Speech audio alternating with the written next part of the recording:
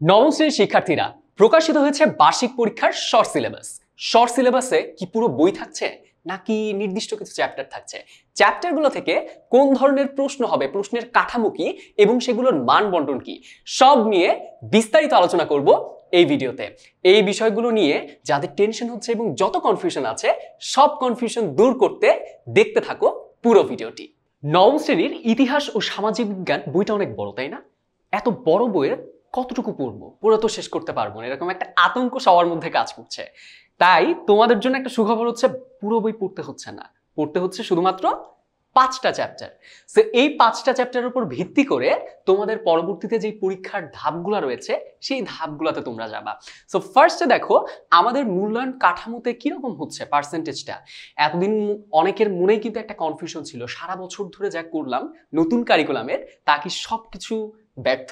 না, সবকিছু ব্যর্থ না, কারণ এখান থেকে তোমার এই যে ছকগুলা পূরণ করেছি, অ্যাক্টিভিটি করেছি, এগুলোর মধ্য থেকে আমাদেরকে 30% এই যে শিক্ষণকালীন মূল্যায়নের অংশ রয়েছে সেই অংশটা বরাদ্দ থাকবে। আর এদিকে সামষ্টিক মূল্যায়ন থাকছে 70%।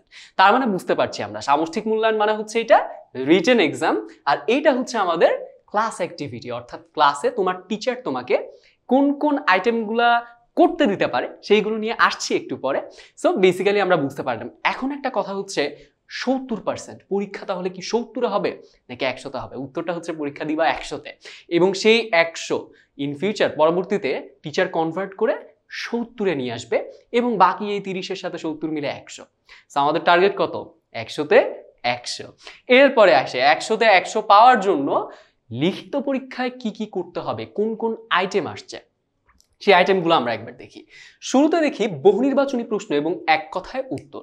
বহুনির্বাচনী প্রশ্ন কি? বহুনির্বাচনী প্রশ্ন হচ্ছে একটা প্রশ্ন, 4টা অপশন, 4টা অপশনের মধ্যে একটা সঠিক উত্তর, সেই সঠিক উত্তরটা দিতে পারলে 1 পাবা। এরকম কয়টা প্রশ্ন থাকছে? 15টা প্রশ্ন থাকছে, এবং 10টা থাকছে হচ্ছে এক কথায় উত্তর, ইতিহাসের বিভিন্ন প্লেসের নাম, টাইম, তারপরে হচ্ছে তোমার ঘটনা, কি হয়েছিল, কে কোন অ্যাকশন নিয়েছিল, এবং যার কারণে ইতিহাসের গতিপ্রবাহ পরবর্তীতে কোন দিকে গিয়েছে, এরকম ছোট ছোট কিছু বিষয় রয়েছে। সেই বিষয়গুলো একদম জ্ঞানমূলক যদি তুমি দিতে পারো, নলেজটা থাকে এক কথায়, তখন তার জন্য তুমি কত পাবা? তার জন্য পাবা 1। এরকম প্রশ্ন কয়টা থাকছে? 10টা থাকছে। 10 1 কে 10, তাহলে 10 আর ওই 15 মিলে হলো 25। এরপরে আসি, আমরা দেখি সংক্ষিপ্ত প্রশ্ন রয়েছে। এতক্ষণ পর্যন্ত এক কথায় উত্তরের মধ্যে ছিলাম, এখন সংক্ষিপ্ত প্রশ্ন হচ্ছে একটু 2-3 লাইনে বুঝিয়ে লিখতে হবে বিষয়টা, সেটা হচ্ছে সংক্ষিপ্ত প্রশ্ন উত্তর। আর তারপরে দেখি, তোমাদের অনেকের মনে কিন্তু একটা কনফিউশন ছিল, ভাইয়া সৃজনশীল প্রশ্ন কি থাকছে নাকি থাকছে না? উত্তরটা হচ্ছে সৃজনশীল প্রশ্ন থাকছে আবার থাকছে না। কিভাবে থাকছে আবার থাকছে না, চলো এটা একটু এক্সপ্লেইন করি। ফার্স্টে দেখো, তুমি দৃশ্যপটবিহীন আর দৃশ্যপট নির্ভর এরকম দুইটা শব্দ সিলেবাসটা বের হওয়ার পর থেকেই শুনতে পাচ্ছ। সো এই 2 টাইপের প্রশ্ন থাকবে। এই 2 টাইপের প্রশ্ন হচ্ছে বর্ণনামূলক প্রশ্ন, যেটাকে আমরা বলে থাকি, মানে এক্সপ্লেইন করে লিখতে হবে তোমার ইতিহাসের বিভিন্ন বিষয়, বিভিন্ন দিক।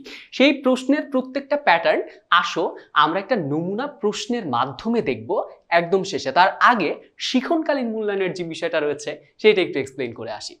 এইদিকে আমরা দেখতে পাচ্ছি শিক্ষণকালীন মূল্যায়নে 3টা আইটেম থাকবে। প্রথম আইটেম থাকবে হচ্ছে প্র্যাকটিক্যাল ওয়ার্ক, দ্বিতীয় আইটেম থাকবে হচ্ছে আমাদের বিভিন্ন প্রজেক্ট, এগুলোর মধ্যে আমরা দেখতে পাচ্ছি অনুসন্ধানমূলক কাজ, প্রতিবেদন লেখা, প্রতিবেদন উপস্থাপন, তারপরে বিভিন্ন পরিকল্পনা প্রণয়ন নিজের মতো করে এইগুলো। আর এরপরে শ্রেণীর কাজ, সেটা হচ্ছে শিক্ষক তোমাদের কোনো একটা বিষয়ের চুজ করে সেটার ছক দিতে পারে, যে অ্যাক্টিভিটিগুলো রয়েছে সেই অ্যাক্টিভিটিসগুলো দিতে পারে। এইটা হচ্ছে আমাদের 3 নাম্বার আইটেম। সো টোটাল 3টা আইটেম, 3টা আইটেমের জন্য প্রত্যেকটার জন্য 10, 3 10 30। এই হচ্ছে শিক্ষণকালীন মূল্যায়নের 30। এবারে চলো আমরা একটু দেখি, শুরুতে যে বলেছিলাম তোমাদেরকে, কথা দিয়েছিলাম যে প্রত্যেকটা প্রশ্নের একটু বর্ণনা করব, বুঝে নিব। সো আসো বুঝে নিই। প্রথমে আমরা একটু দেখি বহুনির্বাচনী প্রশ্ন, মানে হচ্ছে একটা প্রশ্ন 4টা অপশন। সো দেখি তোমরা পারো কিনা। শুরুতে কি প্রশ্ন থাকছে? দ্বিতীয় বিশ্বযুদ্ধে অক্ষশক্তির দেশগুলো কোনটি? এটা কিন্তু জানা থাকা লাগবে, এটা কিন্তু আন্দাজে দিলে হবে না। সো মনে রাখতে হবে এই বিষয়টা। সো কে কে মনে রেখেছো বিষয়টা পড়ার পরে কমেন্ট সেকশনে জানিয়ে দাও সঠিক উত্তর কোনটা। ক নাম্বার অপশন দেখতে পাচ্ছি জার্মানি, ইতালি, জাপান। খ নাম্বার ব্রিটেন, রাশিয়া, যুক্তরাষ্ট্র।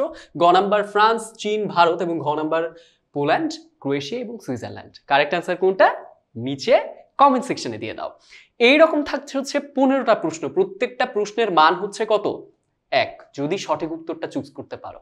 আর সঠিক উত্তর যদি চুজ করতে না পারো তাহলে কত পাবা? 0 পাবা।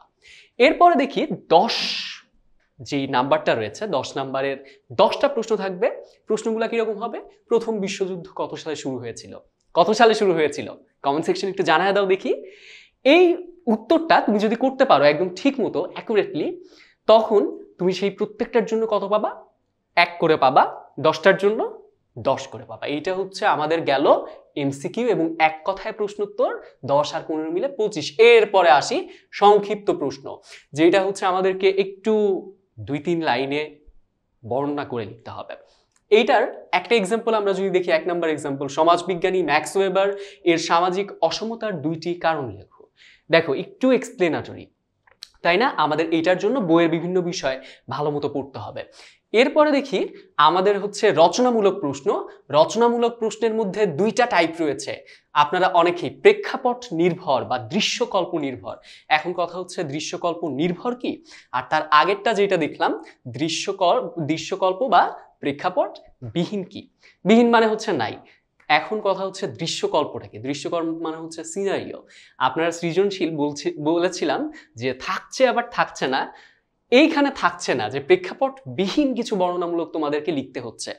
আর প্রেক্ষাপট নির্ভর যেটা, সেটাই থাকছে, উদ্দীপক থাকছে। তবে ওই যে গতানুগতিক সৃজনশীল, সেইটার সাথে এই বিষয়টার একটু পার্থক্য রয়েছে। আমরা একটু প্রেক্ষাপট বিহীনটা একটু একবার দেখে আসি কিরকম প্রশ্ন হয়। দেখো, জেলা পরিষদের 5টি প্রধানের কাজ লিখো।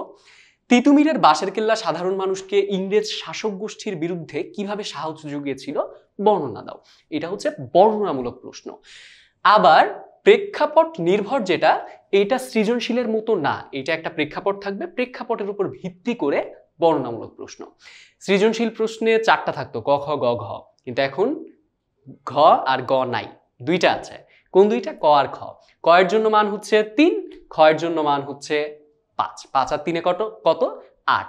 এরকম প্রেক্ষাপট নির্ভর বা এই যে উদ্দীপক যেটা আমরা পরিচিত, উদ্দীপকটাই হচ্ছে প্রেক্ষাপট।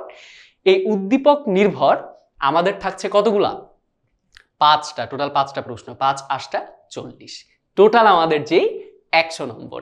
সো এখানে প্রশ্নগুলা আমরা যদি একবার একটু দেখি, 1 নাম্বার দেখো জাতিসংঘের সংস্থা রয়েছে, প্রতিষ্ঠাকাল রয়েছে। তোমার প্রতিষ্ঠা কালটা একটু জানতে হচ্ছে যে এক্স কোনটা, ওয়াই কোনটা, জেড কোনটা। এইটার উপর ভিত্তি করে দেখো প্রেক্ষাপটে জাতিসংঘের এক্স চিহ্নিত সংস্থার কর্মকাণ্ড বর্ণনা করো। অর্থাৎ তুমি এটাকে আইডেন্টিফাই করবা ফার্স্টে, তারপরে ওইটার কাজগুলা এক্সপ্লেইন করে লিখবা নিজের মতো করে। এরপরে প্রেক্ষাপটের জাতিসংঘের ওয়াই ও জেড এই সংস্থা দুটির মধ্যে বিশ্বের শরণার্থী ইস্যুতে কোন সংস্থাটির ব্যাপক অবদান রয়েছে, একদম স্পেসিফিক্যালি শরণার্থী ইস্যুর কথা এখানে কিন্তু উল্লেখ করে দিয়েছে। এবং 2টা জিনিসের মধ্যে কম্প্যারিজন করতে হবে, কোনটার কাজ কি, শরণার্থী ইস্যু নিয়ে কে কাজ করবে অ্যাকচুয়ালি। এই বিষয়টা তোমার বিশ্লেষণ করে লিখতে হবে, এবং ভালো মতো লিখতে পারলে এইটার জন্য কত পাবা? 5। সো এটাই ছিল আমাদের মূলত যে টোটাল রিটেন এক্সামের কোয়েশ্চেন প্যাটার্ন। এরকম আরো কিছু প্রশ্ন এই পিডিএফটাতে রয়েছে এবং প্রশ্নের সাথে উত্তরগুলো এখানে দেওয়া রয়েছে।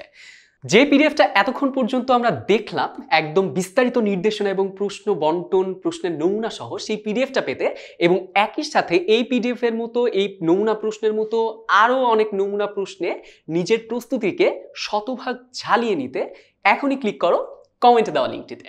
সবার জন্য শুভকামনা।